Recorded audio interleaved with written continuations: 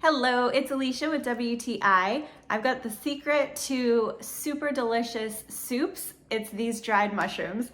These are shiitake mushrooms. This is from ONETANG, and these shiitake mushrooms are amazing because they add so much flavor to different dishes. So what I love to do with these is add them to a stock. So when I am making the stock, it imparts this really yummy earthy flavor, and you really get that mushroom without actually adding mushroom to your dishes. So I usually strain them out and I'm just left with that beautiful mushroom broth.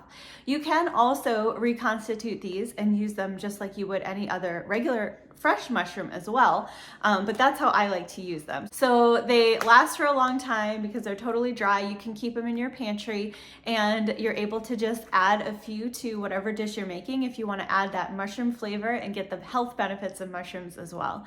So I would definitely recommend these as an option for dried shiitake mushrooms. I think they're great. I always have them on hand, and that's my point of view.